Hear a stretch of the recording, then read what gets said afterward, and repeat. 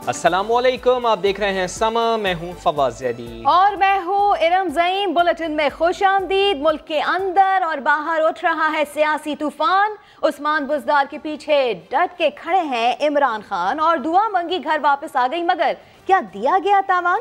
सियासत, जराइम और खेल से जुड़ी बड़ी खबरें बुलेटिन का हिस्सा होंगी, मगर सबसे पहले जिक्र खुदा के वास्ते देते तहरीक इंसाफ के बासर रहनुमा जहांगीर तरीन का, जिन्हें इस बात का अफसोस है कि वो अब तक ख्वाहिश के बावजूद जनूबी पंजाब सेक्रेटेरिएट नहीं बना सके। मुल्तान में मीडिया से गुफ्तगू में जहांगीर खान तरीन ने जनूबी पंजाब सूबा बनाने के लिए वजीर आला पंजाब और काबीना को खुदा के वास्ते तक दे डाले। बोले, फैसला करें और जनूबी पंजाब सेक्रेटेरिएट बनाएं, चाहे वो मुल्तान में हो या फिर भावलपुर में। मैं खुल के बात करूंगा, मैं पहले भी कह चुका हूँ। सबसे पहले हमें करना चाहा कि साउथ पंजाब की सेक्रेटेरिएट बनानी। अफसोस की बात यह है कि उस पर फैसला नहीं हुआ। मैं अभी भी कहता हूँ चीफ मिनिस्टर साहब को और काबीना को कि आप खुदा के वास्ते फैसला करें। मुल्तान बनाना है, भावलपुर बनाना है, जहाँ भी बनाना है फैसला करके कहीं बना दें। शाह महमूद साहब और मैं दोनों कहते हैं मुल्तान में बन जाए, मगर इसके अलावा अगर आप फिर भी समझते हैं कि कंसेंसस नहीं है तो जहाँ भी बनाना है फैसला तो करें, ताकि सेक्रेटेरिएट बने, लोगों के काम होने शुरू हों। हमें जिस तरह से जो मईशत के हाल में मिली थी, कर्जे रिकॉर्ड लेवल के ऊपर थे, डॉलर भी नहीं थे, सर्कुलर डेट जो थी वो 1500 अरब पे पहुंच गई थी। इन सब चीजों को हमने कंट्रोल किया है, डॉलर को कंट्रोल किया। आपको याद है लोग 200 रुपए की बातें कर रहे थे, आज 155 रुपए पे है और बेहतर हो रहा है। हमने बहुत से अच्छे काम किए, मगर वक्त लगेगा, सब्र की जरूरत है थोड़ी सी। और वज़ीर आज़म इमरान खान ने बराह रास्त पंजाब के इंतज़ामी मामलात की निगरानी शुरू कर दी है। वज़ीर आला पंजाब उस्मान बुज़दार अब अरकान असम्बली के कामों के लिए अपने प्रिंसिपल सेक्रेटरी के बजाय चीफ सेक्रेटरी को मामलात भिजवा रहे हैं। क्या इंतज़ामी तौर पर उस्मान बुज़दार माइनस हो गए हैं? क्योंकि वज़ीर आज़म ने खुद पंजाब के मामलात की निगरानी शुरू कर दी है। गुज़िश्ता हफ्ते वज़ीर आज़म इमरान खान ने उस्मान बुज़दार की मौजूदगी में चीफ सेक्रेटरी और IG पंजाब को हिदायत की थी कि किसी किस्म की सियासी मुदाखलत हो तो वो बराह रास्त उन्हें रिपोर्ट करें, और अब वज़ीर आज़म की हिदायत पर अमल दरामद का आगाज़ हो चुका है। पिछले 2 रोज़ में वज़ीर आला उस्मान बुज़दार से मुख्तलिफ अरकान असम्बली ने अपने अपने हल्कों के कामों के लिए राब्ते किए, तो वज़ीर आला ने अक्सरियत को यही कहा कि वो ये मामला चीफ सेक्रेटरी को भिजवा देंगे। इससे कबल किसी भी काम के लिए वज़ीर आला अपने प्रिंसिपल सेक्रेटरी को हिदायत करते रहे और वही मुतालिका महकमों से काम करवा कर रिपोर्ट करते थे। इमरान खान जब उस्मान बुज़दार के साथ खड़े हैं तो क्या मजाल के मुखालिफत करें? शेख रशीद ने समा के प्रोग्राम न्यूज़ बीट में साफ साफ बता दिया है। वज़ीर रेलवे की खरी खरी बातें नशर की जाएंगी आज रात 10:05 पर। इमरान खान खुद इसके पीछे खड़े हैं, तो जब दुल्हन वो जो पियामन भाई, जब इमरान खान को वो पसंद है तो लोग मैटर ही नहीं करते। लेकिन शेख साहब, पियामन यही दुल्हन क्यों भाई हुई है? पैमाना क्या है? मेरा ख्याल है पीछे कोई बंदे भी नहीं है ऐसे कुछ खास। इमरान खान ने अब एक चॉइस है उसकी, उसका KPK में परवेज़ खटक के साथ अच्छा तजर्बा नहीं हुआ, इसलिए उसने डिलीवर करने वाले लोगों को जो डायरेक्टली डिलीवर करने पे यकीन रखें। गो के इन पे काफ़ी लोग बातें करते हैं, मीडिया ख़ास तौर पे। अब देखते हैं कि इसके क्या नतीजे निकलते हैं। इमरान खान तो मैंने तो कल परसों भी पूछा था कि भाई ये क्या मसला, उसने कहा नहीं उस्मान बुज़दार और उस्मान बुज़दार। जो 3 दफ़ा उसने कहा मैं उस्मान बुज़दार के साथ खड़ा हूँ, तो फिर मेरी क्या मजाल है कि मैं उस्मान बुज़दार के साथ ना खड़ा हूँ। अवाम बेचारी को हमने सहूलत देनी है और हम आवाम को सहूलत दें फिलफौर, ये हमारा टॉप एजेंडा होना चाहिए और इस पर इमरान खान अब काम कर रहा है। अब आवाम को इतनी हमसे नफ़रत भी नहीं है लेकिन खुशी भी नहीं है। अवाम हमसे परेशान है, हमने उनकी परेशानियां दूर करनी है। वफाकी वज़ीर फवाद चौधरी ने नया पिंडोरा बॉक्स खोल दिया। कहते हैं कि पार्लियामेंट सुप्रीम कोर्ट का मातहत इदारा नहीं जिसे आर्मी चीफ की मुद्दत मुलाजमत के तयन का कहा जाए। मामले पर तफसीली फैसले का इंतजार है। इसके बाद ही सोचेंगे कि इस हवाले से कानून साजी करनी है या नजरसानी में जाना है। उन्होंने दावा किया कि फैसले में कानूनी सुकून मौजूद है।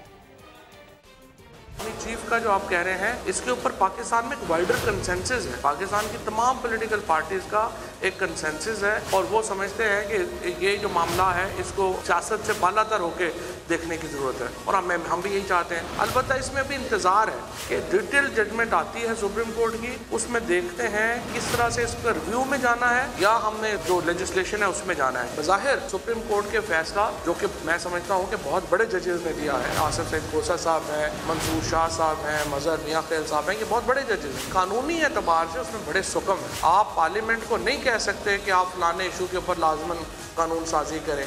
आप ये नहीं कह सकते कि अगर पार्लियामेंट ने 1956 के आइन में, 1962 के आइन में ये मुद्दत थी आर्मी चीफ की और कमांडर्स की, इसको ख़त्म किया पार्लियामेंट ने डिबेट के बाद। अब आप सुप्रीम कोर्ट कैसे पार्लियामेंट को कह सकती है कि नहीं आप दोबारा इसकी मुद्दत डालें? नहीं डालना चाह रही पार्लियामेंट सुप्रीम कोर्ट का मातहत इदारा तो नहीं है। अल्टीमेट जो सॉवरेनिटी है वो पाकिस्तान के अवाम की है, और पाकिस्तान के अवाम की जो नुमाइंदा है वो पाकिस्तान की पार्लियामान है। मुस्लिम लीग नून के रहनुमाओं ने लंदन में बैठक लगाई। शहबाज शरीफ ने सदारत की। इजलास के बाद शुरा हुसैन नवाज के घर पहुंचे और मियां साहब की खैरियत दरियाफ्त की। लंदन के एक रेस्टोरेंट में नून लीग रहनुमाओं का अहम इजलास हुआ। मियां शहबाज शरीफ ने सदारत की। मुल्क की सियासी सूरत हाल और नैब की कार्रवाइयों पर तबादला ख्याल हुआ। मीडिया से गुफ्तगू में ख्वाजा आसिफ ने इजलास एजेंडे के बारे में बताया।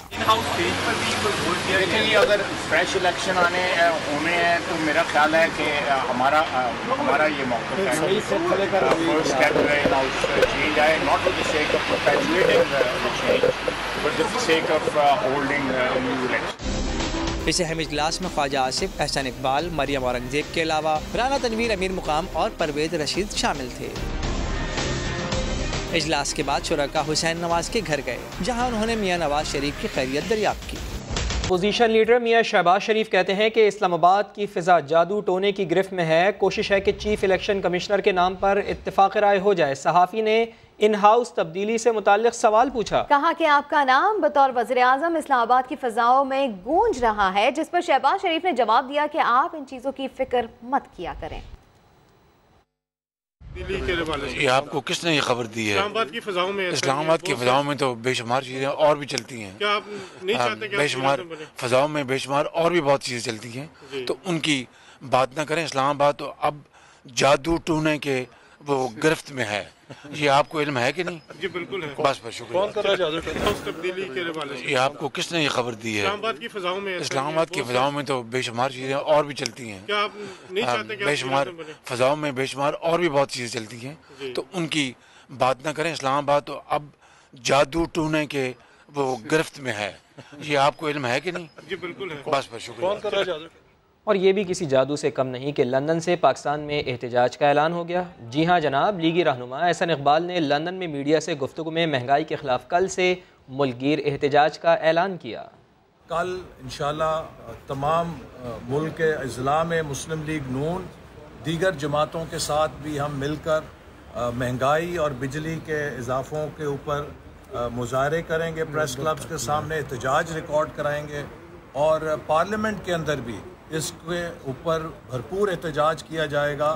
चूँकि ये हुकूमत जब से आई है पाकिस्तान के अवाम को महंगाई, बेरोज़गारी और गुर्बत के अलावा कुछ और नहीं मिला, और लोगों की तवज्जो हटाने के लिए ये किरदार कुशी का सहारा लेती है। कभी किसी ऑपोजिशन के लीडर की किरदार कुशी, कभी किसी और की, लेकिन 15 महीने गुजर चुके हैं, अभी तक ये किसी जगह अपने किसी इल्ज़ाम को साबित नहीं कर सके।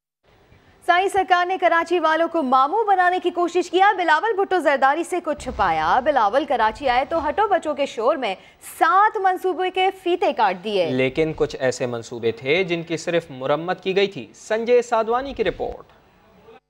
बर्थडे साईं की सरकार ने बिलावल भुट्टो जरदारी से ऐसे मंसूबों का इफ्तिताह भी करा दिया जो नए नहीं बल्कि पुराने मंसूबों पर सिर्फ मरम्मती काम किया गया था।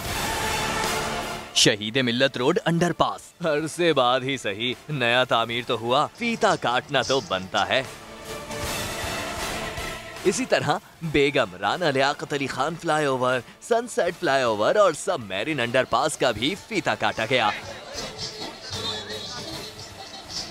जो कि नए तामीर हुए हैं। लेकिन टीपू सुल्तान रोड, कोरंगी 12,000 रोड और सबगतुल्ला शाह राशिदी रोड तो अरसे दराज से गाड़ियों का बोझ उठाकर घिस चुके थे, जिन पर मरम्मती काम करना इतना बड़ा एहसान हो गया कि उनका दोबारा फीता काट कर इफ्तिताह किया गया। शहरी कहते हैं ये अवामी खिदमत नहीं, सियासत चमकाई जा रही है। ये तकरीबन रोड जो है बना हुआ है 3 से 4 महीने हो गए इसको बने हुए। ये 2-3 महीने जो पहले हुआ है उस वक्त इफ्तिताह करते हैं, आज तो इफ्तिताह का कोई टाइम ही नहीं था। 10 साला दौरे इख्तिदार में साईं की सरकार कराची का नक्शा बदल सकती थी, लेकिन क्या कहिए, मंसूबों का इफ्तिताह कुछ इसी तरह तो होता रहा।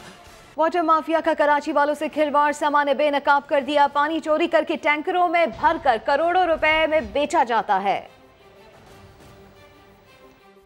इस वक्त हम मौजूद हैं कराची के मज़ाफ़ाती इलाके में, नॉर्दर्न बाईपास से कुछ फासले पर है और आप यहाँ देख सकते हैं कि एक बड़ा एरिया है जहाँ पर ये गढ़े हैं और इन गढ़ों में पानी जमा है। बताया जा रहा है कि गवर्नमेंट की जानिब से एक डैम बनाया गया था जो बारिश के पानी को रोकने के लिए, आबादी के लिए, कि आगे ना जा सके और इसको स्टोर किया जा सके। ये बताइएगा, ये पानी कौन सा पानी है? ये बारिश का पानी है। अच्छा, बारिश का पानी है। कब हालिया बारिश जो हुई थी ना कराची में 2-3 महीने पहले, उनका पानी है। कौन सा पानी बेच रहे हो आप? उर्दू नहीं आते बस, उर्दू नहीं आते बस, उर्दू नहीं आते बस। ये उर्दू तो बोल रहे हो। किस तरह मुनज़्ज़म अंदाज में पूरा एक लगता है कोई नहर इन्होंने बनाई हुई है, कई किलोमीटर तवील है और आप देख सकते हैं इसको बंद बनाया गया है बाकायदा ताकि पानी को यहाँ पर रोक सके और अपनी मर्जी से डाइवर्जन दी हुई है। यहाँ से शहर को पीने का पानी फरोख्त किया जा रहा है, पीने का पानी का नाम देकर। यहाँ पर टैंकर्स बाकायदा भरे जा रहे हैं दर्जनों के करीब, पर यहाँ से पानी जमा कर कराची शहर के मुख्तलिफ इलाकों में सप्लाई किया जाता है और लाखों करोड़ों रुपए यहाँ से कमाए जाते हैं। साउथ एशियन गेम्स में पाकिस्तान ने 2 गोल्ड मेडल्स जीत लिए। साउथ एशियन गेम्स में पाकिस्तान के अरशद नदीम ने तारीख रकम कर दी। न सिर्फ जेवलिन थ्रो मुकाबले में नया रिकॉर्ड बनाया, बल्कि ओलंपिक्स में बराह रास्त क्वालिफाई करने वाले पहले पाकिस्तानी एथलीट भी बन गए। अरशद नदीम ने 86.29 मीटर की थ्रो की और गोल्ड मेडल अपने नाम किया। अल्हम्दुलिल्लाह मैं बहुत अच्छा फील कर रहा हूँ क्योंकि मैंने अभी माशाल्लाह बहुत अच्छी थ्रो की है, 86.29, तो मैंने सैफ का रिकॉर्ड भी किया और नेशनल पाकिस्तान का रिकॉर्ड भी किया। रेसलिंग के 70 किलोग्राम कैटेगरी में इनायतुल्लाह ने सोने का तमगा हासिल किया। 79 किलोग्राम कैटेगरी में अब्दुल रहमान ने तलाई तमगा जीता। वेट लिफ्टिंग 87 किलोग्राम कैटेगरी में राबिया रज़ाक सिल्वर मेडल जीतने वाली पहली पाकिस्तानी खातून बन गई। श्रीलंका के खिलाफ होम सीरीज के लिए 16 रुकनी स्क्वाड का ऐलान कर दिया गया। चीफ सेलेक्टर ने फवाद आलम पर टेस्ट क्रिकेट का बंद दरवाजा खोल दिया। मिसबाउल हक ऑस्ट्रेलिया में नाकाम रहने वाले इमामुल हक और हारिस सुहेल को श्रीलंका के खिलाफ भी आजमाएंगे। स्क्वाड में शामिल तमाम खिलाड़ी पहली बार होम ग्राउंड पर खेलेंगे। इफ्तिखार अहमद की जगह फवाद आलम और मूसा खान की जगह उस्मान शनवारी को मिल गई। टीम की क़यादत अजहर अली के पास होगी। शान मसूद, आबिद अली और इमामुल हक बतौर ओपनर मुंतखब। मिडिल ऑर्डर में बाबर आजम, असद शफीक और हारिस सुहेल को जगह मिली। फास्ट बॉलिंग की कमान मोहम्मद अब्बास, उस्मान शनवारी, नसीम शाह, इमरान खान सीनियर और शाहीन शाह आफरीदी संभालेंगे। स्पिन बॉलिंग का शोबा काशिफ भट्टी और यासिर शाह के सुपर्द। मोहम्मद रिजवान विकेट कीपिंग करेंगे। लाहौर में 3 रोज़ा ब्राइडल वीक पूरी आबोताब से जारी है। मोहम्मद कुर्बान की रिपोर्ट। दमकते दमकते अरूसी पहनावे, नित नए डिजाइन की दीदा से ब्राइडल ज्वेलरी और खूबरू मॉडल्स की दिलफरेब अदाएं। लाहौर में 3 रोजा ब्राइडल कैटोर वीक सजा तो गोया रैंप पर कहकशां उतर आई। मॉडल्स गहरे रंगों के गोटा किनारी, मोतियों और तिल्ले के काम से मुज़य्यन मेहंदी, बारात और वलीमा के जोड़े पहनकर अदाएं दिखाती रहीं। ज्वेलरी के दिल मोह लेने वाले डिजाइन फैशन वीक की जीनत बने तो शुका देखकर अश अश कर उठे। और इसी के साथ ही वक्त हो गया ब्रेक का, जिसके बाद दोबारा हाजिर होंगे हेडलाइंस के साथ। आप देखते रहिए समा।